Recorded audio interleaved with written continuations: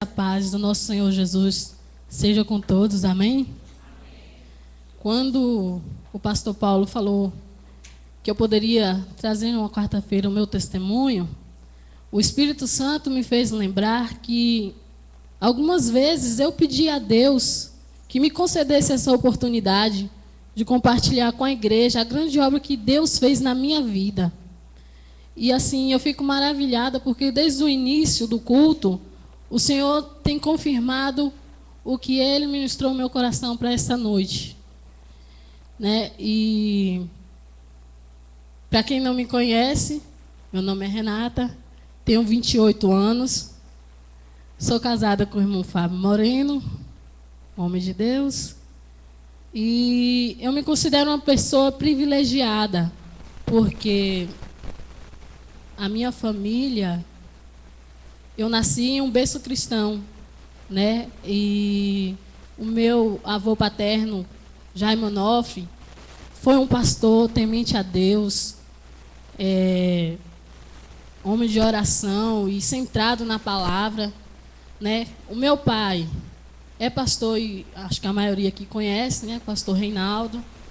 A minha mãe é a irmã Doris, que muita gente não sabe, né? E são pessoas que foram e são exemplos na minha vida e na vida dos meus irmãos. Nós fomos ensinados a seguir o caminho, como diz a palavra, e graças a Deus estamos firmes até hoje. Né? E eu louvo a Deus por isso. Muitas vezes as nossas diversões era ir para a igreja, passar a tarde lá tocando e cantando. Né? E isso é muito gratificante. Ter a família assim como referência em Deus. Né? Eu gostaria de ler com os irmãos em João, capítulo 9, versículo 1 ao 7.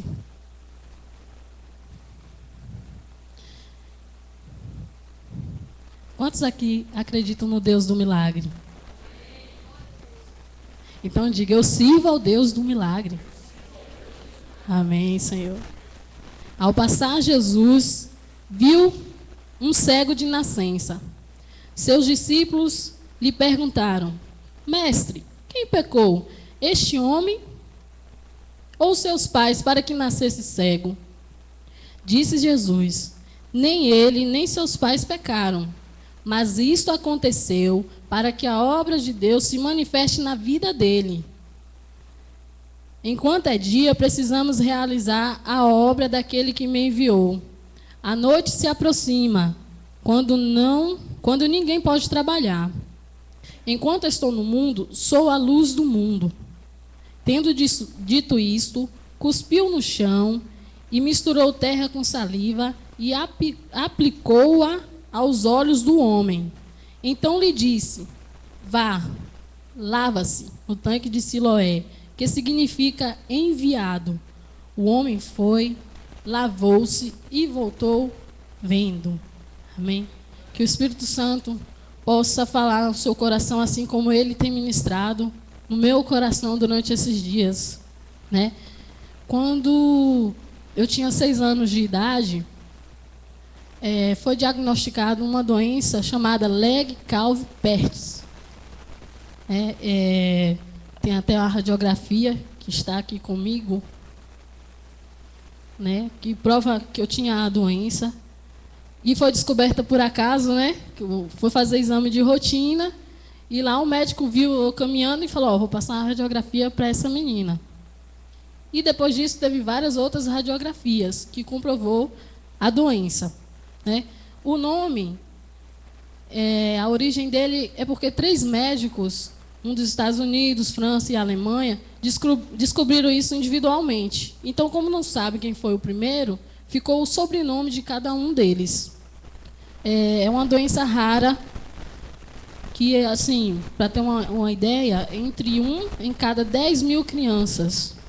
Né? Então, a probabilidade aí dá para a gente sentir que é bem... E esses dados são reais. Né? São atuais, desculpa. E durante a fase inicial da doença, a cabeça do fêmur torna-se necrótica e o crescimento ósseo cessa. Ou seja, acontece uma destruição da cabeça do fêmur. né? E isso por causa de falta de vascularização. Na época, o médico disse aos meus pais que, por falta de circulação, o quadril, o osso do quadril, se torna como uma gelatina, né? E essa doença não tem cura, foi o que ele disse aos meus pais. Teria que fazer um tratamento para amenizar as dores, né, que eram demais, mas infelizmente não tinha cura. O resultado seria que quando eu se tornasse uma adulta, eu teria uma perna menor e mais fina que a outra. Tipo assim, é como se eu ficasse com uma perna infantil e a outra adulta. Não desenvolve igual. Amém? Glória a Deus. E eu estava colhendo alguns depoimentos atuais. Isso tem 22 anos que aconteceu na minha vida. Então eu fui pesquisar. E atualmente eu peguei alguns depoimentos que eu gostaria de compartilhar com vocês para vocês terem uma ideia da dimensão da doença, né? Aqui uma mãe diz: meu filho está com leg calvipertes, faz tratamento desde 2 anos. Hoje ele tem 12 e os médicos até agora não resolveram nada. Descobri a doença aos 12 anos. Hoje tenho 21. Tenho dificuldade e limitações para fazer algumas funções, como cruzar as pernas, correr. É muita dor no quadril. Isso impediu de passar no teste para retirar a carteira de motorista. Tenho dificuldade para dirigir e uma vida limitada. Outro testemunho. Descobri a doença aos 6 anos. Fiz 2 cirurgias, coloquei 2 pinos e depois retirei. E aos 12 tive que fazer mais 2 cirurgias. Fiquei com 4 pinos e depois retirei. Estou com 3 centímetros de diferença na perna direita. Hoje tenho 18 anos. Sinto muita dor quando ando, quando fico em pé. Futuramente colocarei uma prótese, né? E a cirurgia consiste em cortar o osso. Então fica de qualquer jeito assim, como se diz, uma sequela, fica sequela, né? Fora assim fisioterapia que tem que fazer para tentar recuperar o movimento. E eu percebi que há 22 anos atrás e hoje o tratamento é o mesmo. Não existe cura. Tem como cessar, tem como amenizar as dores, mas não existe cura. Eu li uma matéria, inclusive, que ela fala que continua sendo um dos principais desafios aos pesquisadores, né? Então, prova realmente que não tem cura. Quanto mais eu pesquisava, mais eu agradecia a Deus pelo milagre que Ele fez na minha vida. Eu tive uma dimensão maior, porque às vezes a gente só lembra da parte boa, né? E aí, Senhor, muito obrigado. O Senhor me livrou disso. Eu trouxe algumas fotos de algumas crianças fazendo o tratamento. Tem que ficar com a perna engessada, algumas no quadril até a perna. Não pode tocar, é repouso absoluto, não pode tocar no chão, né? E é um sofrimento fora as dores.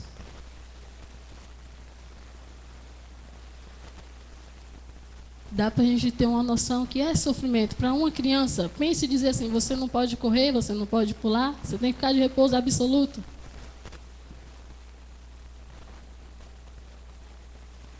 O médico disse para os meus pais que no Brasil não tinha tratamento, que eu teria que andar de muleta e como vocês viram na foto, teria que passar por todo esse procedimento de ficar em uma cama um determinado tempo, para depois, mesmo assim, ainda ia ficar mancando e tudo mais, né? O tratamento seria para amenizar as dores. O tratamento consiste em amenizar as dores. Amém?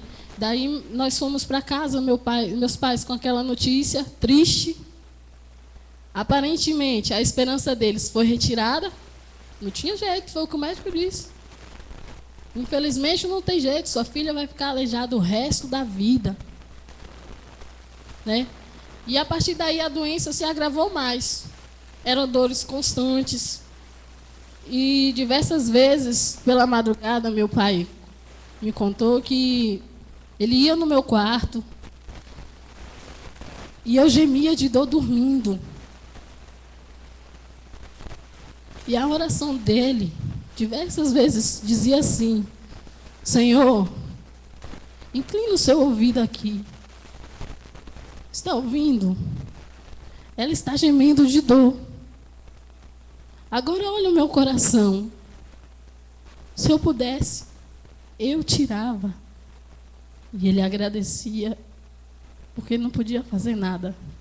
Em nenhum momento os meus pais murmuraram, né? E a partir daí a igreja que meu pai pastoreava e que meu avô também, Camacan, estava em constante oração ao meu favor, né? E às vezes quando eu brincava assim correndo, meus pais diziam: menina, não pode, você não pode correr. Aí a minha resposta, ele está aí de prova, dizia: já orou? E eles ficavam em silêncio, né? Quando minha mãe ia me vestir, era muito complicado, porque eu não conseguia, às vezes, levantar a perna. Eu chorava muito de dor, né? E quando tem uma foto nossa que mostra que já era visível, o meu lado direito já estava ficando mais baixo. E as pessoas, quando me viam, falavam: oh, tadinha, o que ela tem? Por que ela manca? Ficavam penalizados com a minha situação. E nem imaginavam as dores, nem imaginavam o meu sofrimento e o sofrimento dos meus pais. Porque eles também sofriam em me ver nessa situação e não poder fazer nada. Vocês que são pais sabem muito bem o que é isso, né? Dá para perceber, não dá? Que eu estava um pouquinho mais baixa? Amém. Com 6 meses, se passou 3 meses, meu pai fez um culto de ação de graças ao Senhor, agradecendo, porque eu ainda não estava curada. E nesse culto, houve uma profecia, uma palavra profética, que diz: o Senhor disse, vai, lava e vê. Por isso que essa passagem aqui lembra o milagre que Deus fez na minha vida. Porque essa palavra profética e o que Jesus fez com o cego, ele fez na minha vida, né?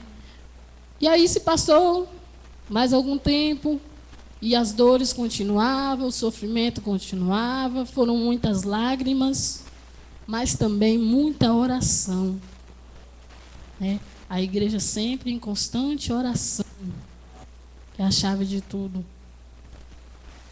Com mais 6 meses, que aí se completou 1 ano, nós recebemos uma visita de uma tia que morava no Pará.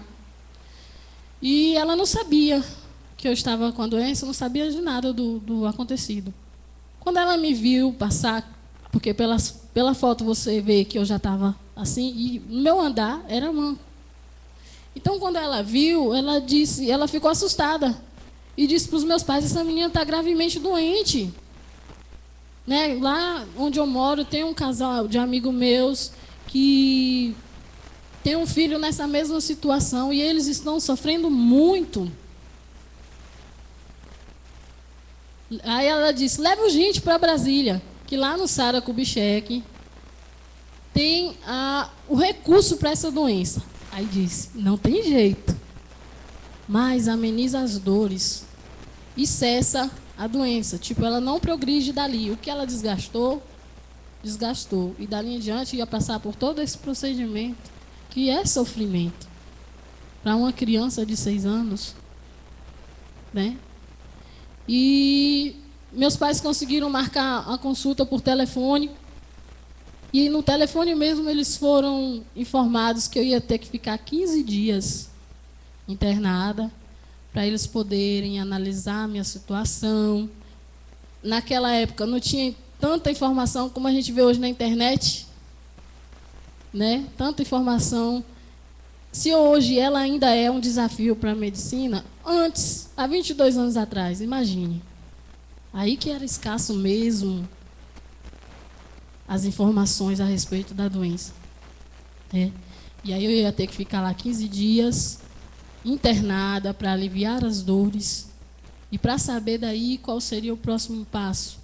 Tudo indica que minha mãe ia ter que ficar vindo e indo comigo. Nós morávamos em Teixeira de Freitas, no extremo sul da Bahia, né? E também a locomoção não era fácil como hoje, né? E nós fomos para Brasília. Meu pai ficou com meus irmãos, que na época tinham 3, 4 anos de idade, pela foto vocês veem, né? E ele trouxe os meninos aqui para Ponta do Ramo, para não ver a gente sair, para não ter aquele negócio de chororô, não haver mais sofrimento. E lá vai eu e minha mãe para Brasília. Quando a gente chegou lá, a gente foi direto para o hospital, certo? E aí o táxi parou 200 metros antes do hospital. Tinha que andar esses 200 metros. Minha mãe disse que eu chorava de dor. E ela não podia fazer nada, porque ela estava com uma mala. Como é que ela ia me pegar no colo? Natinha, tenha calma. Já está chegando. Tenha calma. Mas não é fácil. Teve um pesquisador que comparou a dor como uma dor de dente ligeiramente grave. Imagine, dor de dente incomoda. E aí, quando nós chegamos, entramos no hospital, eu fui logo atendida e o médico tirou várias radiografias. Na minha mente, eu tenho essa imagem do consultório do médico. Até comentei com a minha mãe. E aí, tirou várias radiografias de tudo quanto foi jeito. Antes não tinha ressonância, hoje já tem. Então, era só na radiografia mesmo, no raio-x. E tirou vários raios-x e pediu para a gente aguardar, né? Daqui a pouco, isso foi pela manhã. Mais tarde, mandou chamar de novo. E aí, ele pediu minha mãe para me colocar na cama. E minha mãe ficou de parte olhando. Ele pegou na minha perna e esticou. Minha mãe, sabe quando você leva um susto assim, que vai acontecer algo? Ela vai gritar. E eu quieta. Oxi, estranhou, né? O médico mexe a perna para lá, mexe para cá, ela vai gritar. Espantada. Oxi, não aconteceu nada. Mexe para lá, mexe para cá. O médico tinha uma radiografia dessa, mostrando a doença. E ele comparava esta com as que ele tirou. As que estavam na luz. E vinha, mexia na minha perna e comparava e olhava. Chamou uma junta médica. Veio, me analisou de novo, mexeu. Olhou a radiografia, olhava as outras. E manhã sem entender nada. Sem entender o que estava acontecendo. Eu não gritei, fiquei quietinha na minha, porque eu sou educada. E aí, os médicos saíram e o médico que nos atendeu chamou minha mãe e falou para ela assim: senhora, essa menina não tem essa doença. Oh,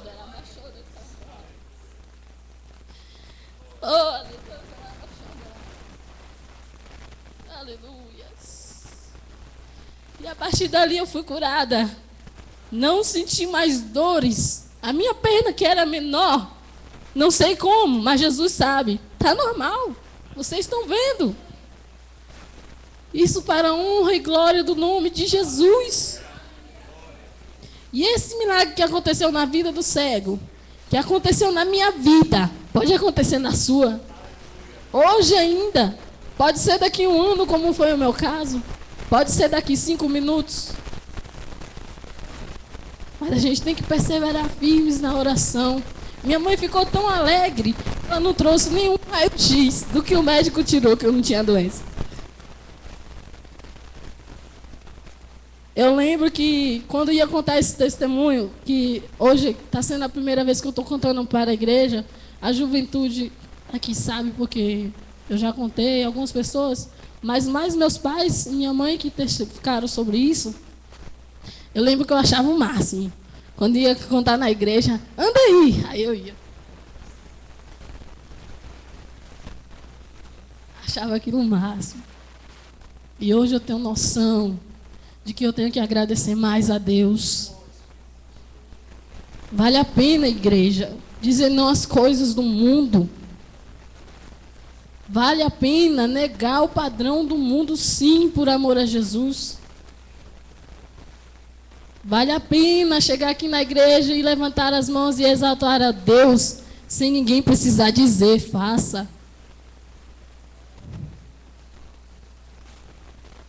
Para que o nome de Jesus seja glorificado na sua vida.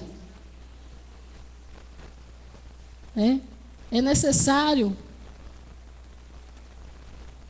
não desistir, perseverar firmes na oração. Você pensa que Deus não vai responder, que Deus vê multidão? Não. Deus não é limitado igual a gente. Deus enxerga o indivíduo. Ele enxerga a mim e a você. E esse problema que você está passando, seja de ordem física, como foi o meu caso, de doença, seja financeiro, seja espiritual, Deus tem um propósito. É para que através da sua vida as pessoas vejam o milagre de Deus. É para que através da sua vida grandes coisas aconteçam, para que o nome do Senhor seja exaltado. Então não desista, tenha fé, acredita. Deus vai fazer, Deus vai te dar a tua vitória, mesmo que tudo ao redor diga não, mesmo que a sua esperança seja tirada, como fora dos meus pais. Deus é o Deus do impossível. É o Deus que faz o impossível possível. Esse é o Deus que eu sirvo. Esse é o Deus que você está aqui nessa noite adorando. É a Ele que nós damos toda a honra, toda a glória, todo o louvor, toda a adoração. Porque só Ele é digno, só Ele merece. Então diga não às coisas deste mundo por amor a Jesus. E que as pessoas vejam na sua vida o milagre de Deus. Assim como veio na minha. Que a sua vida seja um milagre de Deus. Que as pessoas vejam lá fora. Amém? Eu gostaria de convidar a igreja para a gente estar orando. Agora, que você viesse com fé, acreditando que o Deus do impossível, o Deus do milagre, está aqui nessa noite. Amém?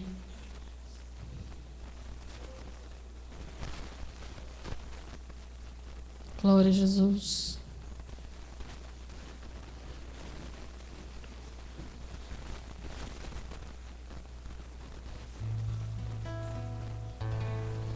Amém. Eu gostaria de convidar vocês para vir até aqui à frente. É hora de botar nossa fé em ação. É hora de perseverar firmes em oração. É hora de não murmurar. Ao invés de murmurar, agradeça ao Senhor porque você ainda não recebeu. Ele sabe de todas as coisas. Ele sabe o que é melhor para mim e para você.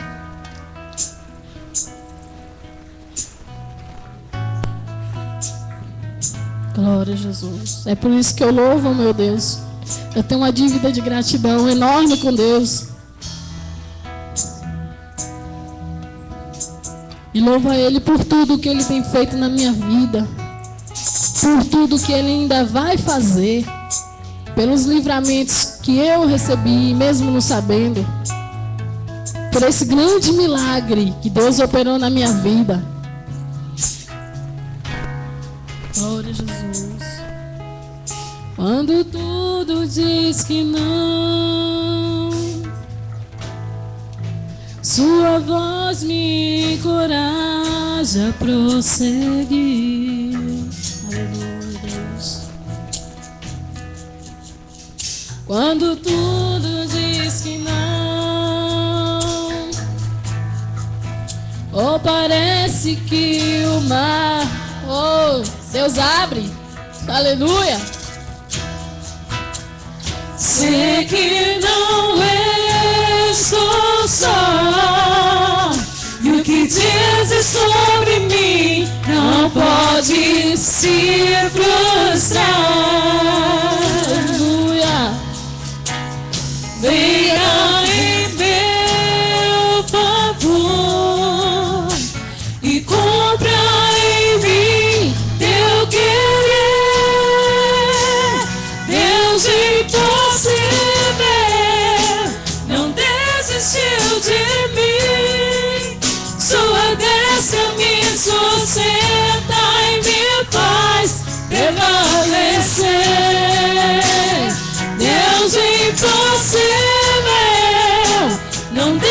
investiu de mim, sua graça me sustenta e me faz prevalecer.